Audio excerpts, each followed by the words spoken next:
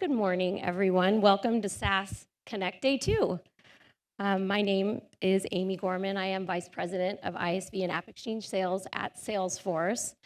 And I have to say, this is the first time I've done this in a really long time. It's cool. It's a little weird.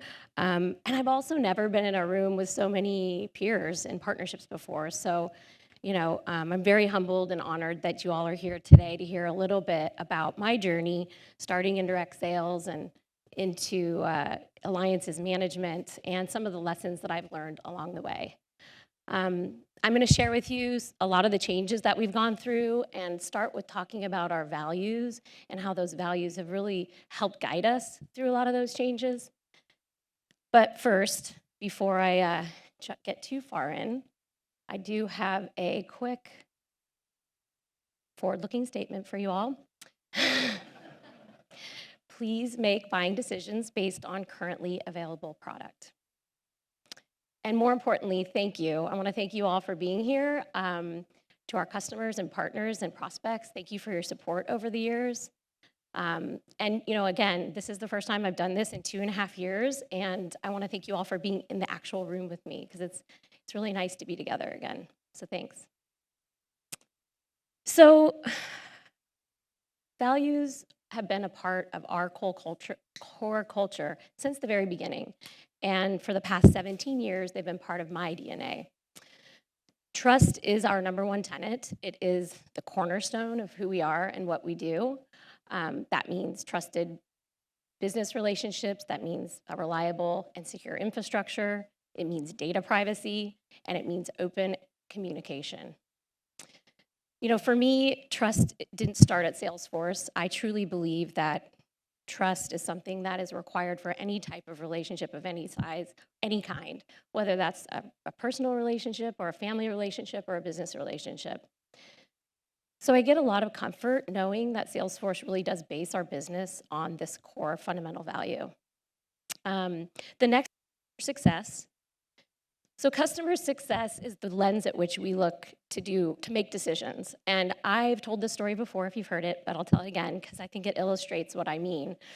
I guess it was probably 4 or 5 years ago, I was managing the consumer goods and retail vertical for our ISV group, and the distribution lead had a kickoff. So we all got together, it was about 80 of us, and she said, okay, let's line up by tenure. And so the newbies were way down at the end of the line, and the old timers were way over there. So I walked down the line with the old timers, and then she promptly put us on the spot and said, tell us how you've been so successful for so many years here at Salesforce. And I thought, oh, great. And there were a lot of things I could have said, but what I said, and what is true, is I said, if you make decisions based on customer success and partner success here at Salesforce, you'll never be wrong. And what I mean is you can make mistakes, but you won't get in trouble. And it's true, and it's really what's guided me and allowed me to be innovative, which is our next value, because if you feel trusted and you feel comfortable and safe in taking risks, you can take risks, and you can be innovative, and you can have a beginner mind. So dovetailing into that, though, is equality. And we know we can't be the most innovative company unless we embrace equality. Because we need diverse decision making, we need different points of view at the table with us making decisions for how to solve problems. Finally, there's sustainability. So this one is, obviously we're in the middle of a climate crisis, and I'm so proud that Salesforce has decided to become a leader and really lead the charge as a corporate sponsor of this issue, because it is touching all of us every day. So when you think about our values, the beauty of these values is we share them with our partners and our customers, and then they share their values with us, and it actually creates a connection, and we become more deeply connected. And so, connection, let's talk about that for a moment. It has been difficult to be connected over the last few years. I mean, we've been through something we could have never imagined. We've been through so much hardship and change. But we've also seen so much transformation and innovation in such a short period of time. It's really incredible. And now we're dealing with new challenges, we're dealing with new channels, we're dealing with new regulations and stakeholders that we've never dealt with before, and truly just new expectations. And when I think about it, it's not a new chapter for business, it's really a whole new playbook. And when I think about the companies who are on the bleeding edge of transformation, digital transformation, like all of you, I think we've been able to pivot into this new normal because we are transforming. We are the pivotal transformation companies, and we're bringing our customers along with us over the past 2 years. So the way Salesforce thinks about that is the customer 360. So the customer 360 really enables our customers to create a single source of truth and a digital transformative customer experience across their sales, across their digital marketing, across their service, and across commerce. So what does that mean? It really means if you're going to go meet a customer, you're going to email a customer, or you're going to pick up the phone and call a customer, all of those touch points are in one place, and they're easy to access. And what that helps is it helps with loyalty, it helps with growth, and it helps with a highly personalized customer experience. And the good news is that we do this now across any size customer and across all industries. So you'll notice there's a few new things here on our wheel, our customer 360. Since the last 2 years, we've had to add some things, some new innovations. One is sustainability, which is allowing our customers to work toward net zero emissions. Another is health and safety, which is really enabling our customers to deliver personalized care and services really anywhere. And third, and definitely not least, is Slack, which is really the digital headquarters. It's enabling our customers, our partners, employees, and systems to all connect. And this is all happening on the #1 platform, and it's also where our partners are developing through the AppExchange on this #1 platform. And I will say, we couldn't be where we are without our partners. The partner ecosystem has fueled our success for the past 15 years. So let's talk a little bit about that. For 15 years, we've had the AppExchange. Currently, we have 7,000 apps available on the AppExchange, 150,000 certified consultants. We also just passed 10 million installs. I think that was a month and a half ago, which was a huge milestone for us. But what I love is that 91% of our customers use AppExchange apps, which is just incredible. And if you look at this chart, you'll see up to the right, some of the largest companies in the world are using not 1, not 10, sometimes over 20 apps to fuel their Salesforce success.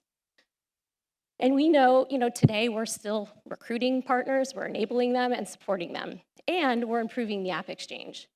So I want to tell you a little bit about the new AppExchange. So we are reinventing the AppExchange, starting with a new design system. And this is not just for the marketplace, this is across all Salesforce web properties. And what it means, it's going to be more intuitive and modern. And we already have AppExchange homepage as an example of this. It went live last month, and we're just so proud of it. So that's happening. We've got intelligence coming, which will make things more highly personalized and smarter. We also have search and discovery coming, which will make relevant results come to customers more quickly and easily. And then finally, for our partners, we have a new publishing console, which will make things easier and more flexible. So let's talk a little bit about our program. So this is what's happening with the AppExchange, but this is the program that we all leverage. There are really 4 values that we think about when we talk to our partners. The first is customer success. It's a theme. And customer success really is we're looking to our customers to help create customer success with our joint customers, and we value that, and we measure that. The next is innovation. So as you may or may not know, we have 3 releases a year of our product. We also add components for our partners to leverage new innovation, and we look for our partners to leverage that innovation. Third is growth. This is near and dear to my heart because this is what a lot of my teams do, focused around go-to-market and helping our partners win and winning together.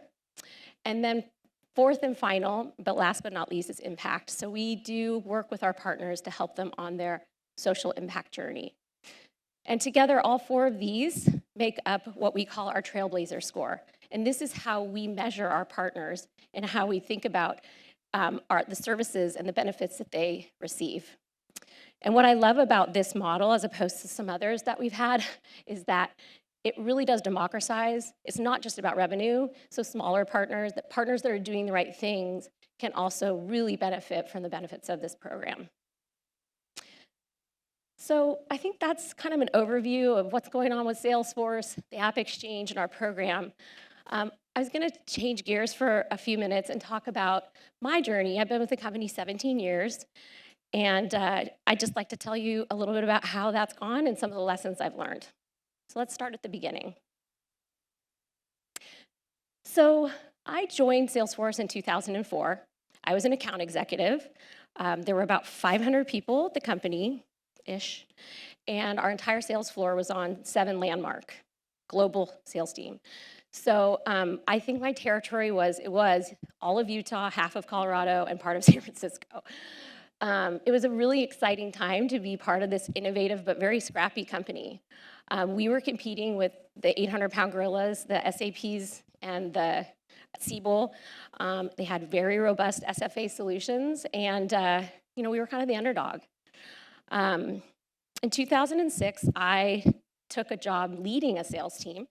At the same time, the AppExchange launched. And what was so interesting about that and what was so game-changing was we as salespeople could suddenly expand our solution set. We weren't defined by the SFA tools that we built today. We could start extending and actually having best-of-breed technology partner with us.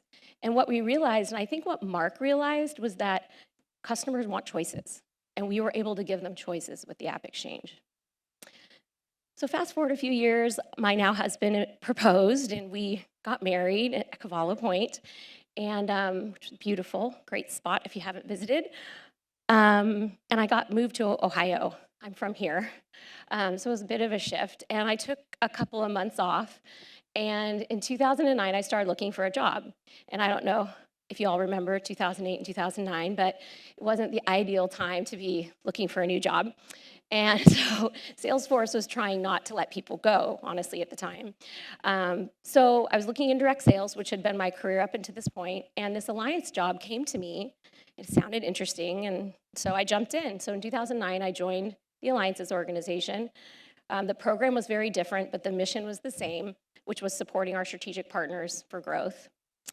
And then in 2010, a gentleman by the name of Ron Huddleston, his picture is up here, was hired from Oracle to reimagine our entire program.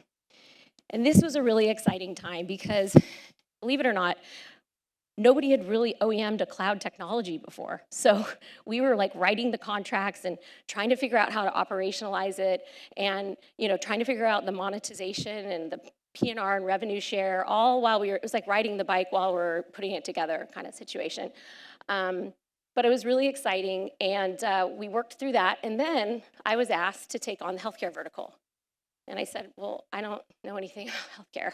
So, okay. And he said, we'll figure it out. And so I said, okay. And so Viva was our largest partner. I took on Viva, as well as the whole healthcare space. And it was really exciting, too, because I got to work with our chief strategy officer and also a physician who turned to tech and strategy. And the three of us were out running around. We were actually trying to build an EMR, electronic medical records, in the cloud. So we did that for a few years, built out the ecosystem. I went and had a baby. His name is Andrew in 2013. Took a break. 5 months, came back, and my boss said, okay, I want you to go build the manufacturing, automotive, and energy vertical. And I was like, but I don't really know anything about that. And he said, we'll just figure it out. I said, okay. So I did that for a few years, and the only saving grace is my husband is in manufacturing, so I had a little leg up, but generally it was hard, which is kind of the theme here. I had a lot of newness during this part of my journey. So I did that for a few years. Then an Accenture partnership popped up where we were rebuilding a consumer goods and retail solution. And it was more of a program management, project management type role. And I said, okay, I'll do it. And so I did that for a few years, and I got to know GSIs and Accenture, which was very interesting, and consumer goods and retail.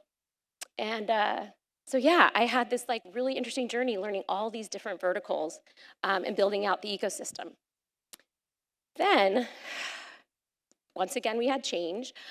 In 2018, an old friend and our new leader, Mike Wolf, joined our organization. Mike had come from 7 Landmark. He was one of the original salespeople, and he is now our global lead. At the time, my son was in kindergarten, and I said, I think I'm ready to start managing again if you'll have me. And so he said, yeah, let's do it. So I started working with 3 or 4 PAMs, onboarding product related ISVs, really for industries. Super interesting. And then a year later, Mike said, hey, why don't you take over these teams? They're all horizontal and it's all go to market. And I was like, but I don't know anything about this. These are all new partners. And he said, yep, go figure it out. So I did, and that's what I'm doing today. I have 2 teams that do go-to-market for our highly growth and high strategic partners. Love every minute of it. The partners are amazing. It's about 300 partners. And then last year, or this year actually, I took on another team managing all of our inbound North American leads. So companies who are interested in becoming partners and are early in their journey and helping them get through their contracting and get on the path to building a product and into market. So I get to work with early stage partners again, which is super, super cool. So that's where I am today. The best part about this job, other than the partners and the technology, is the people. I have the most amazing team. Some of them are here in the room. And I just couldn't, the word that I think of when I think of Salesforce is blessed, because I have some of my best friends from this company, but I've done some really amazing work and I get to work with amazing people. So my takeaways or my truths from all of this is, again, stay focused on customer success. You're not going to get in trouble if you're doing it for the right reasons. Start with a beginner's mind. Be okay with not knowing, and just dig in and figure it out. That's what Google's for. Lots of acronym Googling. And the only constant is change. If we can, Salesforce is changing constantly, but the world is constantly changing these days. So I feel like you can get comfortable with that. You can have a lot of fun. So anyway, that's my time. I just wanted to share that with you. So thank you.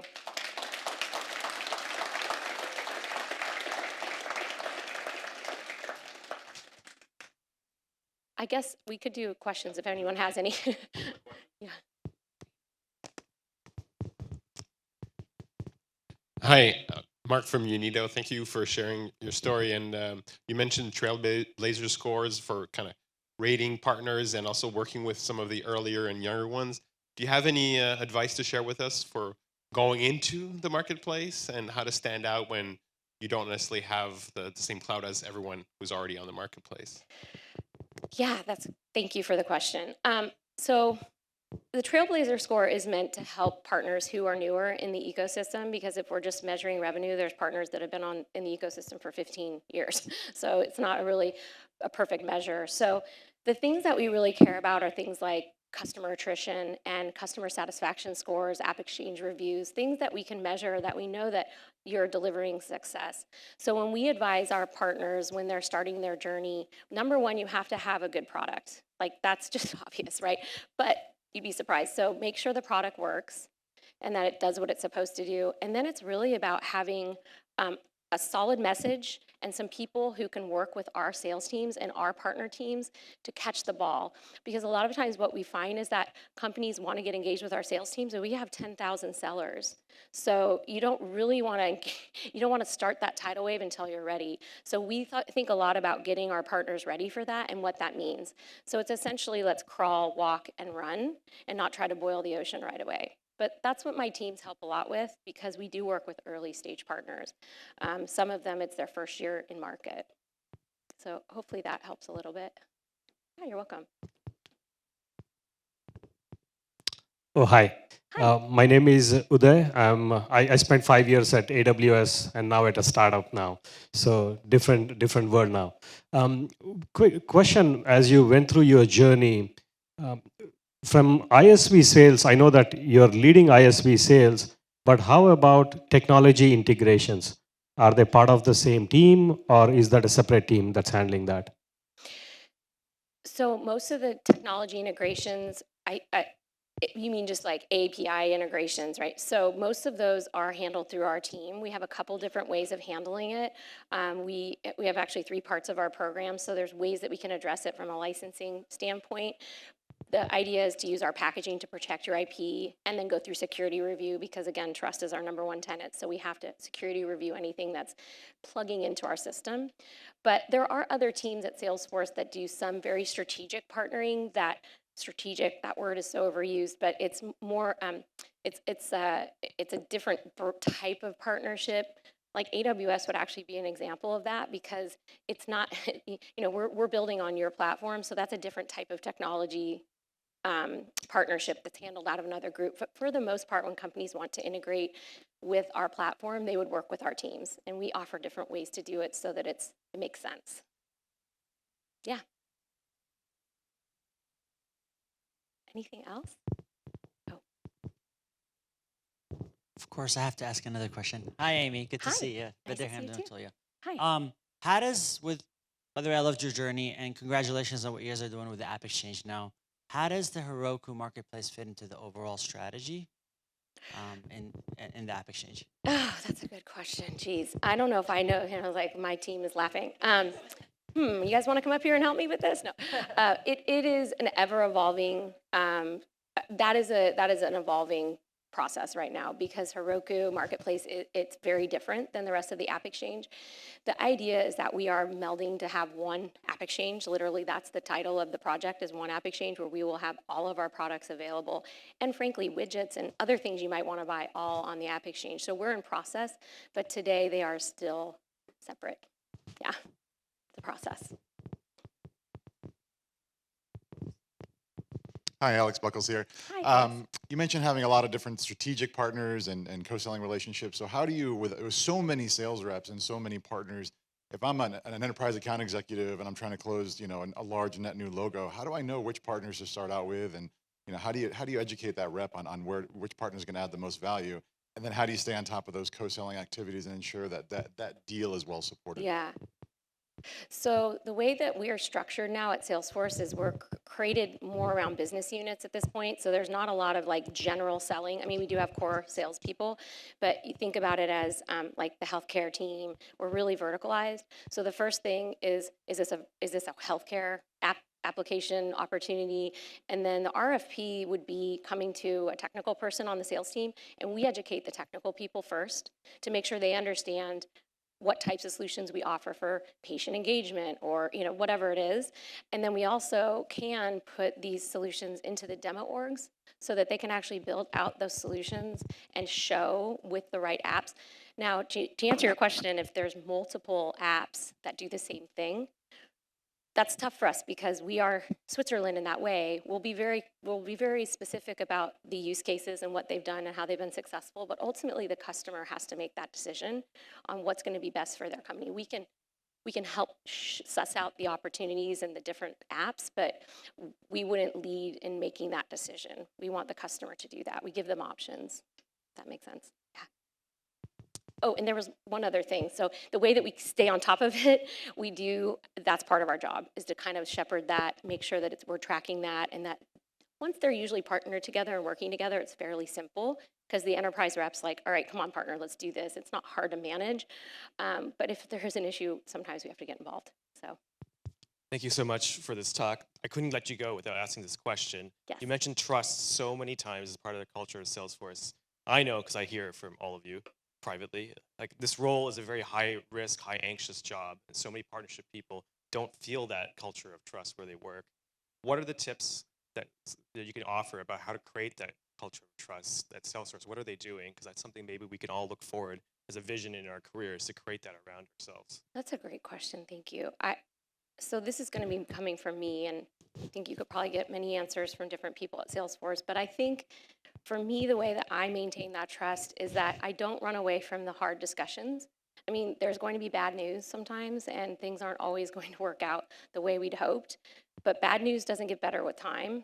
So I do think that being open and honest and transparent with my partners and frankly my employees, lets me sit in a place of trust. So that's number one for sure, is don't run away from bad news.